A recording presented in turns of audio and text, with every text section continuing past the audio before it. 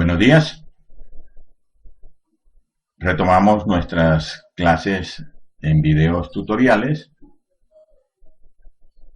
En la clase anterior, que fue sincrónica, vimos este documento sobre algoritmos, diagramas, pseudocódigos y programas. Este documento ya fue modificado, ya le agregué cositas, lo revisé, es una segunda edición, se los envié en el día de ayer para que lo fueran mirando. Si lo leen ya pueden acordarse de lo que se hizo en clase. Yo no recuerdo haberles enviado el video de esa clase, eso quedó tan horrible que no sé si valdrá la pena enviarles lo que quedó grabado de esa clase. Entonces hablábamos de algoritmos, pseudocódigos, diagramas y programas. Ya eso está reescrito. Pusimos un ejemplo de cómo era el algoritmo de la multiplicación que nos enseñaron cuando niños. Hablamos de que era un pseudocódigo, que era un diagrama, los símbolos usados para un diagrama, cómo se veía un diagrama así, ya pues más o menos un diagrama aproximado. Y luego hablamos de qué eran los programas. Antes de mirar esto, que está reescrito, que es nuevo, deben leerlo otra vez por favor, hablamos de los distintos entornos de programación. Entonces, dice que son aplicaciones que permiten desarrollar pseudocódigos, diagramas o programas, así como editarlos, probarlos y hasta desarrollar programas ejecutables, facilitando la tarea del programador. Entonces, de esos programas vimos el MATLAB, que ya lo veníamos viendo, o el Octave, que es su equivalente, el DFD, que lo mencionamos la clase pasada, vimos cómo se hacía un diagrama, que esos diagramas se podían ejecutar, y luego vimos el PCInt, que es un programa para hacer pseudocódigo, pero que también produce diagramas y hasta genera código fuente en algunos programas conocidos. Empezamos a mencionar el CodeBlocks cuando empezaron los problemas de Internet. Entonces, inicialmente hablamos del DFD. Aquí ahí está el ejemplito ese, pues parcialmente resuelto del problema del bachiller, o sea, de resolver la ecuación de segundo grado con la fórmula aquella famosa. El DFD tiene bastantes limitaciones, es un programa viejito que nunca se actualizó, o sea, solo tuvo una versión y de ahí en adelante no lo mejoraron. En algunas instrucciones gráficas no se alcanza a ver el contenido, por mucho que usted agrande eso, se agranda todo, hasta la letra y las figuras. Entonces, lo mismo que al ejecutarlo, cada instrucción se ejecuta en una pantalla diferente, incluso esta instrucción de entrada son 3 pantallas, una para leer A, otra para leer B, otra para leer C, pantalla por pantalla dándole continuar hasta que por fin dice ejecución finalizada.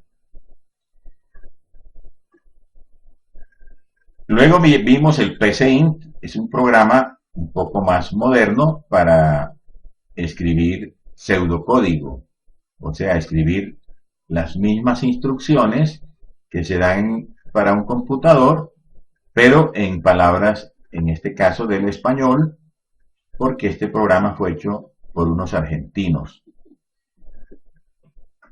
Aquí está el mismo programa del bachiller, pero en palabras, escribir la palabra coeficientes para que se vea en pantalla, que es lo que se le va a pedir al que está corriendo el programa, o sea, al usuario final. Luego leer los 3 datos A, B y C, hacer una asignación. Esta asignación está mal hecha. Fíjense que aquí dice D igual, pero la asignación en PCInt es con esta especie de flechita, que es con un signo menor que un guión. Aquí debió estar esa flechita. Sin embargo, este programa yo creo que lo ejecutamos así y corrió. Estamos descubriendo que igual asignan, no sé, no estoy seguro. Probémoslo de una vez. Acá está el PCI, ya el propio, el real, no es una foto como la que está ya en el documento. Y observen que tiene igual. Si yo le digo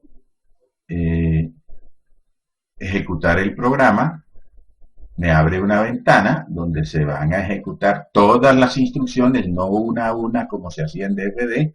Entonces aquí dice coeficientes porque esta instrucción escribir coeficientes escribió eso. Entonces le voy a dar A, B y C, pero uno por uno. 3, 5, 4. Entonces me dice dos soluciones complejas. Pero el programa no está completo, o sea, le falta calcular cuáles son las soluciones complejas. Sin embargo, el programa salió correctamente. O sea, él sí calculó bien el discriminante. B2 menos 4AC. B2 es 25 y 4 por 4, 16 por 3, 48, 25 menos 48 nos da un número negativo, o sea que el discriminante sí lo calculó.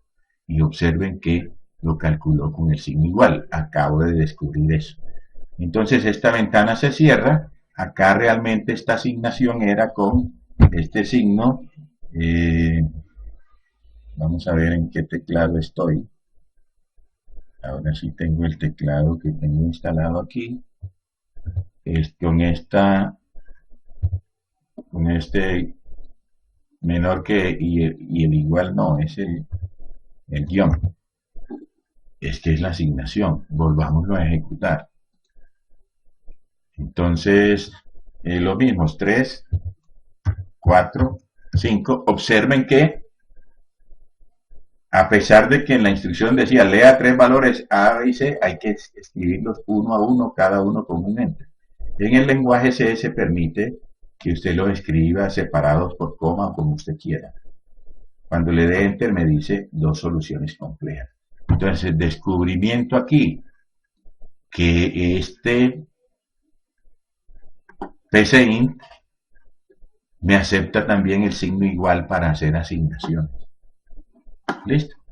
Entonces, esta ventanita ya es mucho más práctica que la del DFD. Este programa sí se ha ido actualizando, hay versiones creo que hasta del 2019, no sé si de 2020, y ya permite exportar a una cantidad muy grande de lenguajes de programación, entre ellos el MATLAB. Bueno, este es el DFD. ¿Se acuerdan que le puede hacer diagramas? Este es este diagrama. Ya aquí se apareció la flecha, no me fijé. Pero bueno, verifiquen a ver qué pasa cuando colocan aquí igual, si también sigue apareciendo la flecha en el diagrama, yo creo que sí. Entonces, este es el DFD. Vamos a cambiarnos otra vez para el documento.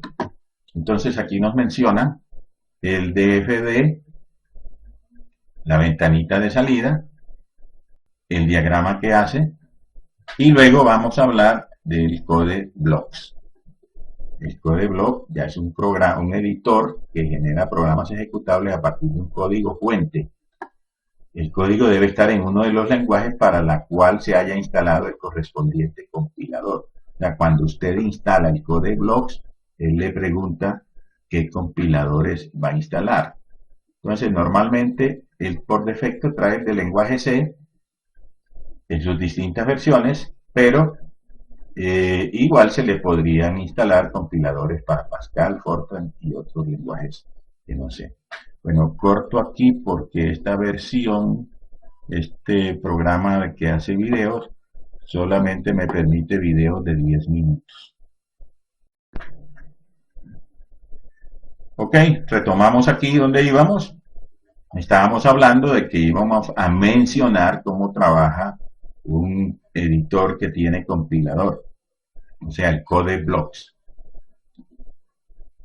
El CodeBlocks tiene una ventana muy parecida a las otras, Aquí está el mismo, no, este es el programa de, dado un triángulo, decir qué propiedades tiene, si es rectángulo, equilátero, isósceles, escaleno, cuántas de esas propiedades tiene. Este programa lo habíamos visto ya en un video anterior, en el último de selectivas, creo. Lo habíamos hecho en MATLAB y incluso vimos la imposibilidad de verificar si un triángulo isósceles también fuera equilátero. Por ejemplo, un triángulo que tenga un triángulo rectángulos que tenga los dos catetos iguales. Pero en ese caso la hipotenusa o alguno de los lados es un número irracional y MATLAB no puede verificar, y en este caso el lenguaje C tampoco. Lo que ocurre es que MATLAB está hecho en lenguaje C. En lenguaje C la diferencia es que uno puede establecer la precisión de las variables. En este programa, por ejemplo, las variables A, B y C, que son los lados del triángulo, están definidas como de doble precisión. Uno podría ponerle menos precisión o declarar variables enteras, etc. Entonces este es un programa en lenguaje C. Esta es la sintaxis. Aquí está el mismo programa. Si se cumple el teorema de Pitágoras en alguno de los lados como hipotenusa, entonces es rectángulo, etcétera, etcétera. Entonces este programa tiene un icono acá para construir el ejecutable. Este icono se llama build y tiene igual que los otros, un play, o sea, un botoncito para correr el programa y verificarlo. Entonces él también tendrá una ventana de ejecución si se logra ejecutar, pero antes al compilar el programa, o sea, al verificar su sintaxis para tratar de escribir de hacer el programa ejecutable correspondiente, acá sale esta ventanita, que es lo que se llama la ventana de los resultados de la compilación. De lo mejor que le puede pasar a uno es que le salga este mensaje azulito que dice que 0 errores, 0 advertencias. Entonces aquí abajo dice código fuente en lenguaje C y ventana de compilación en CodeBlocks. Esto es lo que hay aquí. Entonces, pero no estamos viendo lenguaje C y CodeBlocks no compila para MATLAB. Listo. Entonces, a lo que vinimos, a la clase de hoy, pues, aunque ya hicimos un repaso de la anterior, la instrucción fprint, o sea, vamos a ver una instrucción nueva, no la habíamos visto, pero es una instrucción de salida. Nosotros, la salida que habíamos visto era el display. Ahora, esta otra instrucción que se llama fprintf, que significa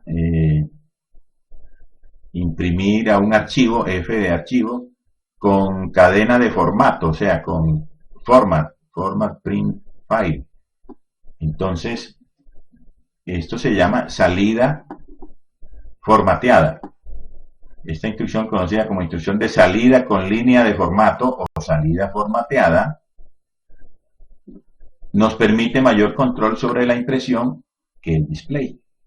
El display nos permite hacer algunas cosas usando unos trucos de juntar cadenas por medio de los corchetes, etcétera. Pero no teníamos mucho control sobre los saltos de línea, si yo en una misma instrucción quiero saltar algunos espacios, si quiero decirle imprima con varios decimales, etcétera, etcétera. Entonces esta instrucción, además de que permite organizar mejor la salida de los datos, de los resultados, nos permite enviar resultados a un archivo de texto, o sea, no solamente a la pantalla. El display trabaja con la pantalla, es salida por pantalla, eso tiene su código allá en los en los diagramas de flujo, pero acá se puede decir salida para la impresora o para un archivo de texto. También tienen sus símbolos en la en los diagramas. Entonces, una vez usted haga un archivo de texto, ya lo puede enviar a la impresora, o sea que es salida para pantalla. E inclusive aquí dice que esos archivos que usted crea con fprintf, si usted hace una tabla de valores de distintas variables, ese mismo archivo se puede leer después con otra instrucción que escanea archivos de texto, que se llama la instrucción scanf. Pero esa no la vamos a mirar, por lo menos por ahora. Entonces, la instrucción fprintf, que es salida con cadena de formato, tiene la siguiente sintaxis.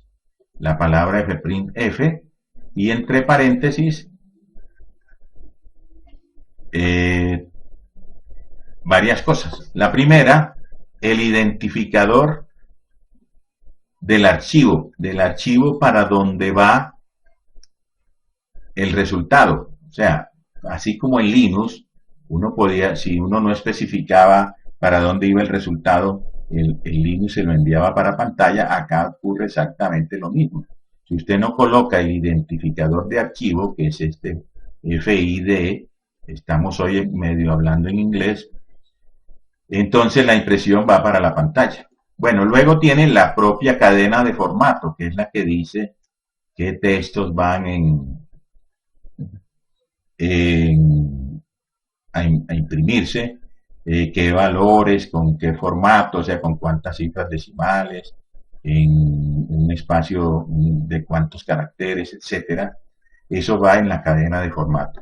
Y luego viene la lista de expresiones, cuyos valores se van a incluir acá en la cadena de formato. O sea, la cadena es la que dice qué se va a imprimir, pero usted le puede incluir valores de expresiones.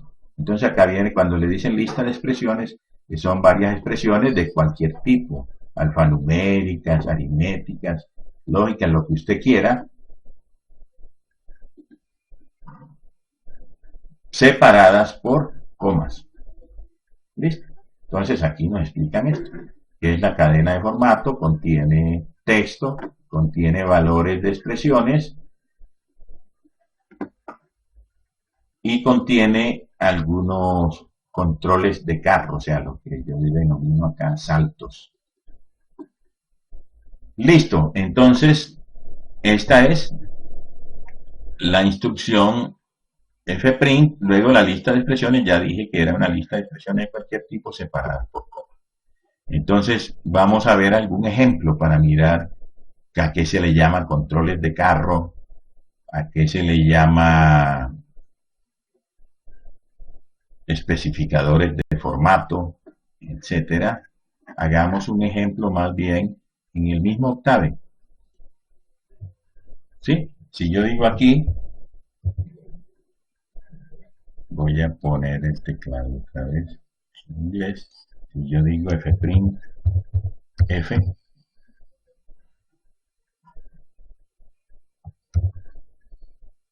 y no coloco identificador de archivo, entonces quiere decir que esto va para pantalla.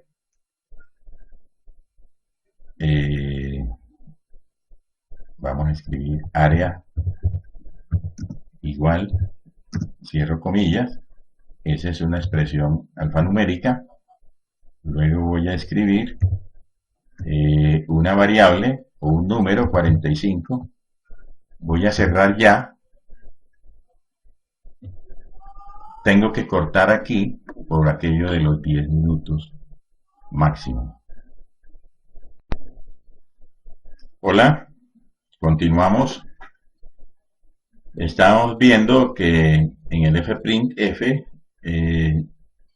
lo primero que aparece, en este caso, en donde no hay especificación de archivo, es la cadena de formato, que es exactamente lo que se va a imprimir.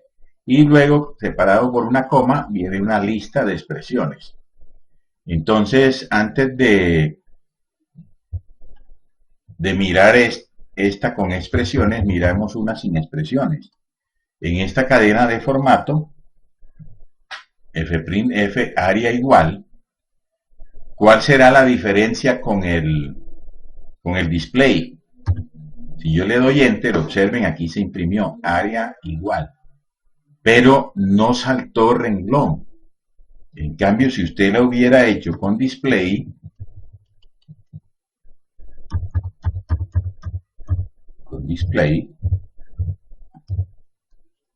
le escribió área igual y saltó renglón.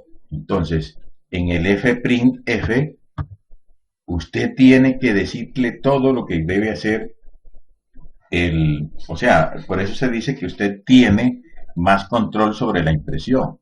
Entonces, si usted quiere saltar renglón, necesita un control de carro.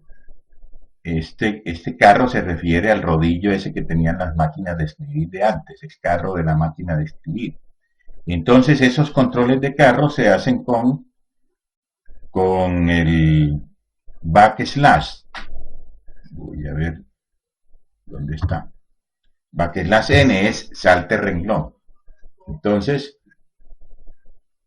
le doy enter y ahora sí saltó renglón. Es más, si yo quiero saltar dos renglones, le pongo aquí saltar otro renglón.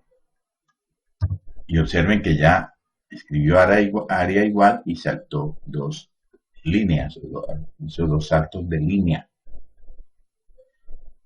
Bueno, entonces a esto se le llaman controles de carro. Igual yo podría colocar otro control por acá, por ejemplo, que se llama un tabulador. Entonces ese control se llama \t. Y en ese caso saltará unos 8 espacios, que creo que es más o menos lo que salta un tabulador. Luego sí mostrará área igual y después saltará dos renglones. Entonces observen que aquí hubo un salto. Cuenten 3, 6, 7, 8 espacios en blanco. Y ese tabulador, pues como su nombre lo indica, nos ayuda a hacer tablas. Listo, entonces esos son los controles de carro, los que nos permiten hacer saltos y puede que otra cosita. Ahora los miramos detenidamente. Bueno, si yo aquí quiero incluir un valor o lo que hay en una variable, entonces ya yo esas expresiones las coloco después de la cadena de formato y ahí escribo, ahora sí, creo que había escrito un 45, y acá van las expresiones que se van a incluir en la cadena que se va a imprimir. Entonces ya dije que voy a meter este número 45 acá, pero ¿cómo lo incluyo? Entonces lo incluyo colocando acá un especificador de formato, o sea, un carácter que me diga ahí va el valor de la primera expresión. Entonces, esos especificadores se hacen con el signo de porcentaje y una letra que indique de qué tipo de datos se trata, si es un número entero, si es un número en punto flotante, o si es una cadena de caracteres, etcétera. Entonces, para un número entero, como es el 45, el formato es D. Entonces, aquí dice ahora, escribe área igual, y en este especificador, en vez de este especificador de formato, va a ser reemplazado por el número 45. Entonces, escribirá área igual 45. Listo. Sigue usando el tabulador acá a la izquierda. Si yo defino una variable A y digo área A igual 23.72, o sea, un número en punto flotante, yo podría incluir esa variable A acá en la lista de expresiones. Pero ya A no es un entero. ¿Cuál es el especificador de formato para números reales? Es la F. Listo. Entonces aquí va a imprimir área igual al valor que tenga A. Vamos a ver cómo nos lo imprime. Entonces nos escribió área igual 23.72, lo completó con ceros hasta las 6 cifras decimales que utiliza MATLAB, digamos que en formato corto. Eso es lo que hace este controlador o este especificador de formato que se llama F, de float. O sea, lo muestra con 6 decimales. Si usted quiere decirle que lo quiere nomás con 3 decimales, entonces le agrega acá un control de precisión. O sea, usted especifica la precisión con que va a salir el número. Ese especificador tiene también un ancho, o sea, un espacio mínimo que va a ocupar el número contenido en A.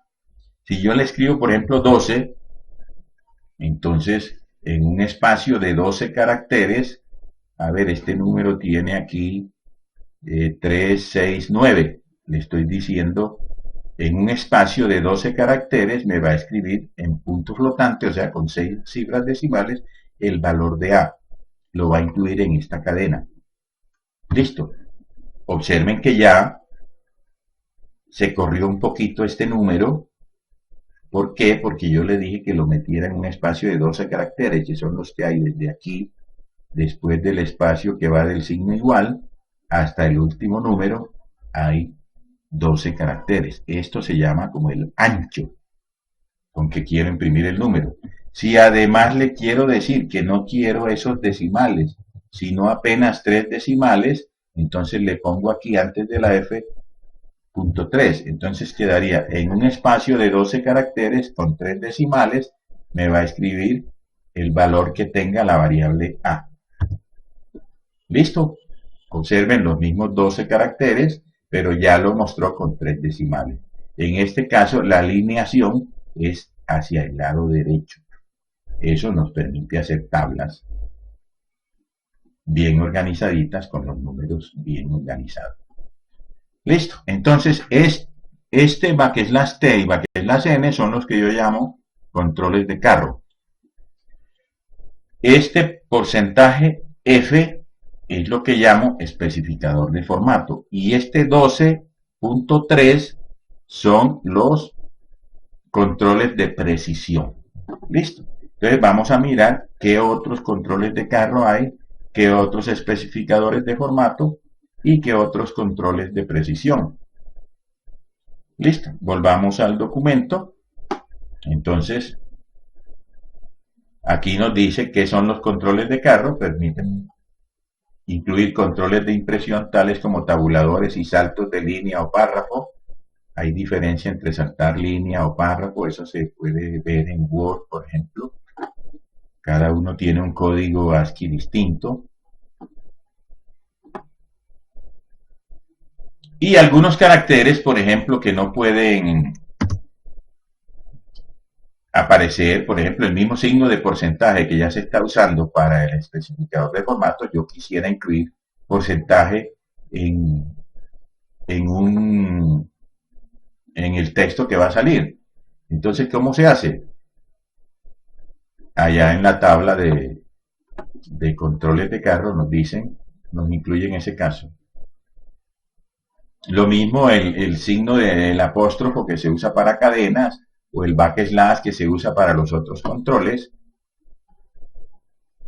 van a tener que hacerse de otra manera. Y aquí está la tablita con los controles de carro. Aquí vemos el backslash n para saltar línea o backslash r para saltar párrafo. En algunos programas hay diferencia, aquí usamos backslash n. El salto de tabulador, backslash t, etcétera. Ahora los miramos, por ahora terminamos otros 10 minutos aquí.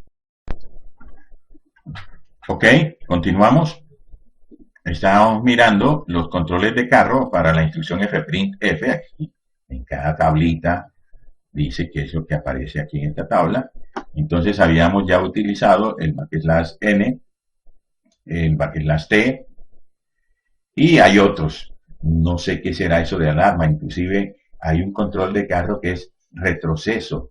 O sea, devuélvase un carácter, la tecla backspace. imprima algo y devuélvase luego para seguir imprimiendo. No sé qué utilidad puede tener eso, etcétera, etcétera. No sé qué es un salto de impresión. No se utilizan mucho. Uno de los más conocidos son el salto de línea, el tabulador, e inclusive esta tabulación vertical tampoco lo he aplicado. Traten de usarlo a ver cómo se imprimen los resultados. Ahora veremos mucho más ejemplos. Luego, si yo quiero incluir un carácter de porcentaje, debo repetir el porcentaje 2 veces, porque si no, ese porcentaje se está utilizando para los especificadores de formato. Si quiero escribir un backslash, tengo que escribirlo 2 veces, pero seguiditos, 1 y 2, y eso me imprime un backslash. Lo mismo si quiero imprimir una comillita simple, la escribo 2 veces. Listo. Entonces, luego vienen los especificadores de formato que habíamos empezado a ver. Especificadores de formato, algunos los llaman especificadores de conversión o caracteres para convertir, o sea, para convertir el formato. Sí, aquí aparecen una cantidad de que si es entero con signo se usa porcentaje de o porcentaje i. Yo usé porcentaje de, que es el más conocido. Aquí dice que entero en base 10 o en base 8, entero con signo, sin signo. En base 16 se pueden escribir los resultados. No tengo ejemplos para esas cosas. Los más conocidos son el porcentaje F para números en punto flotante, sin especificar decimales. El porcentaje E, si lo quieren usar en la notación exponencial, o sea, en la notación científica, esa que usa la E, acá está la explicación. O si quiere que la E salga mayúscula, no minúscula, etcétera. El porcentaje G dice que es una especie de promedio entre el float y la notación científica. No sé, no es muy usual. Hay variables de tipo cadena de caracteres, ese sí se usa también bastante, porque uno en las cadenas coloca, en las salidas coloca cadenas y coloca valores. Y si la variable lo que contiene es un carácter único, o sea, es de tipo carácter, ¿cómo se llama? No una cadena, sino uno solo, entonces también tiene el porcentaje C. Estos son los especificadores de formato. Y luego vienen los operadores de precisión, que dice que se pueden incluir operadores para indicar el espacio mínimo a ocupar por un valor, el número de cifras decimales y el tipo de alineación, si es izquierda o derecha. Entonces, ahora sí, vienen los ejemplos. ¿Qué pasa si yo hago este fprintf y voy a imprimir 2 cadenas, una que contiene la letra X y otra exponencial de X? Eso es como para poner en el encabezado de una tabla. Entonces, en la cadena de formato, lo que va es un especificador de formato de tipo string. Pero le estoy diciendo que lo escriba en un espacio de 6 caracteres y alineado a la derecha. Y el valor de la exponencial de X va a aparecer, perdón, esto es una cadena. Esta cadena va a aparecer en un espacio de 12 caracteres. Observen que de aquí a acá hay 12. Desde donde empezó la impresión hasta la X hay 6. Eso es el especificador de formato. O sea, aquí estoy escribiendo cadenas, por lo tanto aquí aparecerá una S. Si ya voy a escribir los números, perdón, aquí aparece backslash R y backslash M, que parece que son para lo mismo, para saltar párrafo. Pero resulta que allí dice que en algunos computadores el backslash N solo no funciona. Entonces hay que reforzarlo con el backslash R. Yo tomé estos ejemplos para el caso ese. Entonces todos tienen dos especificadores, cuando acá normalmente se necesita uno solo. Entonces acá, por ejemplo, voy a mostrar el valor de X y y el valor de la función exponencial aplicado a x, el primero con 2 decimales, el segundo con 5 decimales, tengo que calcular un espacio suficiente para que quepa el número, tanto su parte entera como sus decimales, en un espacio de 12 caracteres. Entonces observen, si x era 0.5, ahora sí, x es punto flotante y aparecerá con esta impresión. Igual acá hay un ejemplo donde hay unos números más grandes que otros, pero observen que siempre quedan alineados a la derecha, el punto sobre el punto, con los 3 decimales que se dijo. Entonces, por eso este 16 me permite que quepan números tanto grandes como pequeños en este espacio desde aquí hasta acá, hasta aquí, hasta el 2, que tiene 16 caracteres en total. Lo mismo desde aquí hasta este final hay otros 16 caracteres. Aquí estoy imprimiendo números pequeños y grandes, pero fíjense que quedan bien organizados. Les había hablado de la alineación, que era alineación derecha. También se puede decir alínealos a la izquierda. En ese caso, al ponerle un signo menos aquí, antes del ancho del documento y del número de el ancho del valor, pues, del espacio que va a ocupar, y el número de decimales, si le digo un guión, o sea, un menos, entonces me los alineas a la izquierda. Observen cómo quedarían estos números, el número pi y el número pi más 200. Quedan alineados a la izquierda. Esa no es una alineación elegante cuando se trata de números. Los números se deben alinear así, que coincida el punto decimal para uno poder mirar los números y compararlos. Observen acá a la derecha también que los números eran de distinto tamaño, no se alinearon correctamente porque tienen alineación izquierda. Listo. Entonces eso es lo que hace. Aquí hay más ejemplos. Y acá hay un ejemplo grandote, que es casi un programa, donde dice las distintas alineaciones, derecha, izquierda. Aquí tengo dos cadenas, o unas cadenas que representan nombres y apellidos de personas. Por ejemplo, N1 es un nombre 1 y apellido 1 es otra cadena. Abel Ruiz, Francisco Aristizábal. Tengo cadenas cortas, cadenas largas. Y tengo un valor numérico, por ejemplo, el saldo en el banco, S1 para Abel y S2 para Francisco, que son números. Entonces vamos a hacer expresiones que contengan, en este caso, dos cadenas y un número. Entonces habrá dos formatos tipo S para string y un formato F para los números. Como son dinero, saldo de una cuenta, entonces tendrá dos decimales. Entonces, como en este ejemplo, cómo salen las distintas impresiones. Observen aquí, el nombre y el apellido están separados, Abel Ruiz, y acá están los números alineados a la derecha correctamente, pero acá este está alineado a la derecha y este a la izquierda, no parece que fuera correcto. Acá el nombre y el apellido separado puede utilizarse en algún tipo de tablas, y luego juntar el nombre con el apellido en una sola cadena, lo cual se hace acá con el corchete, lo mismo que se hacía en display. Pues eso es una expresión alfanumérica. Y miren y vean cuáles les gustan más, tanto para números como para cadenas.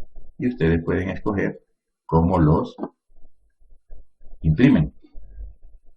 Hacemos otra pausita. Continuamos. Estábamos viendo estos ejemplos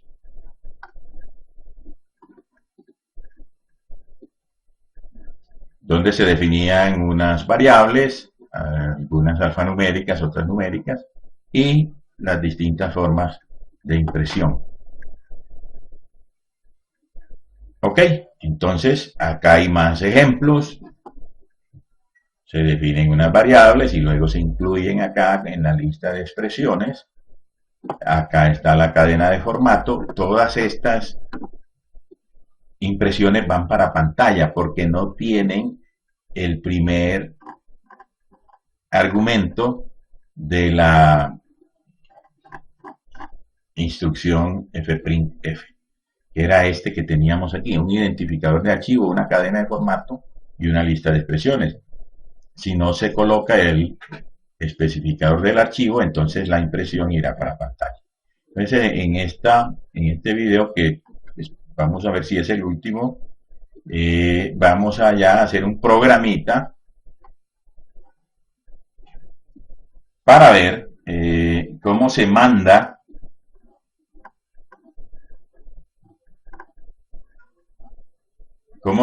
la salida a un archivo de texto. Bueno, antes de eso, después de estos ejemplos, aquí había una pregunta. ¿Será que con display se puede manejar el número de decimales? En algunos casos sí se puede, sobre todo si el número tiene decimales. Si no tiene, él es incapaz de completarlo con cero.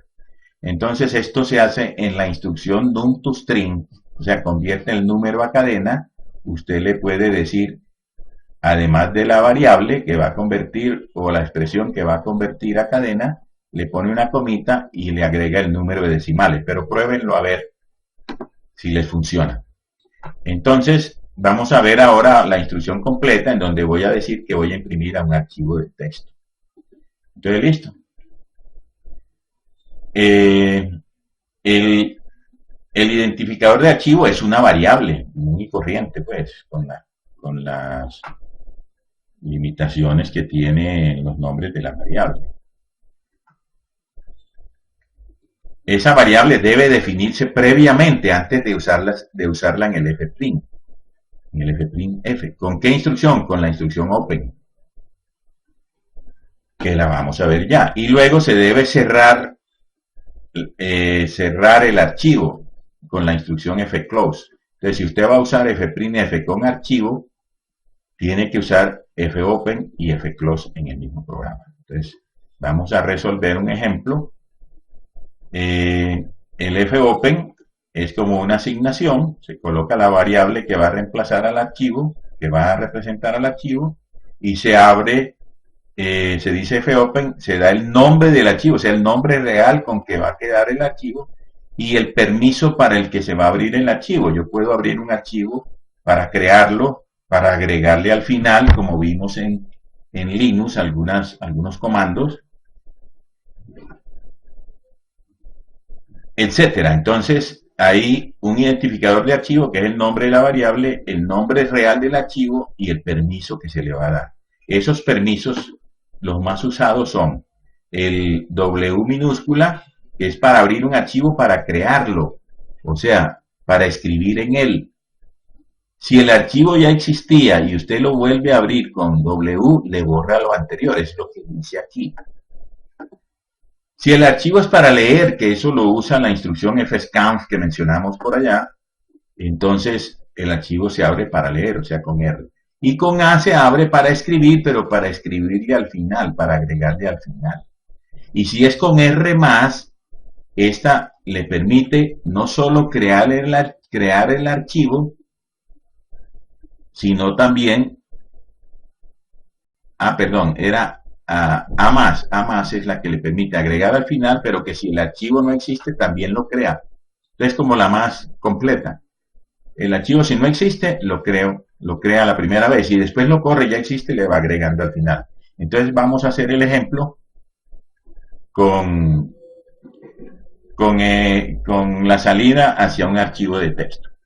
Entonces aquí dice la sintaxis del fclose, escribe fclose y la variable que usó para el archivo entre paréntesis. Entonces vamos a hacer un archivo de texto con la colilla de pago de un trabajador. Entonces vamos a hacer un programa que se llame pago.m, y vamos a crear un archivo que se llame colilla.txt, es donde se va a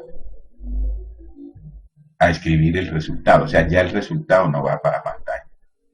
Aquí está el programa. Ese programa debe estar acá en el editor de Octave. Acá está la explicación del problema. Es el trabajador que trabaja por horas laboradas a un valor convenido por hora, que si pasa de 40 horas, las horas son extras, que la hora extra vale un 30% más que la normal y que por cada hijo se le da un subsidio de 30.000 pesos. Y la idea es elaborarle la colilla de pago. Entonces, primera instrucción, asignar la variable que se va a usar para el archivo. Entonces, como el archivo se va a llamar colilla txt, se escribe aquí en el fopen, el primer argumento es la cadena de caracteres que contiene el nombre del archivo, o sea, va entre comillas, y luego el especificador del permiso que se le va a dar. Entonces lo vamos a usar con append, o sea, pero con el signo más para que también sirva para crearla. Listo, leemos los datos del trabajador, el nombre que es una cadena, por lo tanto se le pone comillas S, y luego las horas laboradas, que ya es un número entero, el valor de la hora, que puede ser entero o float, el número de hijos, que es un entero, y luego empieza el programa. Si trabajo más de 40 horas, definan el número de horas extras, lo que pase de 40, y las normales. Y si no pasó de 40, no tiene extras, y las normales son las mismas que trabajó. Y luego se calcula el salario normal, o sea, lo devengado por las horas normales, el salario extra, lo devengado por las extras, el subsidio, que es el número de hijos multiplicado por 30.000, y el neto a pagar, que es lo que se ganó por horas normales, más lo que se ganó por horas extras, más el subsidio. Y todo lo que sigue es la impresión de la colilla. Entonces aquí hay unas florecitas para separar una colilla de otra. Primero se va a imprimir el nombre del trabajador. Como el nombre lo tengo en una variable que es de tipo string, entonces aquí observen que lo que voy a imprimir es la palabra trabajador con 2 puntos y un espacio, luego incluye el nombre del trabajador aquí, como es una cadena, pues porcentaje S, y luego viene, vamos a imprimir las horas, vamos a mirarlo acá, las horas laboradas. Entonces observen que ahora voy a incluir lo que va de primero, que es una cadena, la voy a imprimir como si fuera una expresión acá en la lista. Por lo tanto, acá tendrá un especificador de tipo S, que es para cadena, y con un ancho de 25, o sea, se entiende entonces que un nombre completo de una persona no va a ocuparle más de 25 caracteres. Si usted tiene nombres más largos, pues le agrega más aquí. Y después va a imprimir el número de horas laboradas, que es un entero, pero lo vamos a meter en un espacio de 12, entonces el especificador de formato es porcentaje 12b. Listo. Y entonces, hecho esto con las horas normales, las horas extras, etcétera, este es el programa.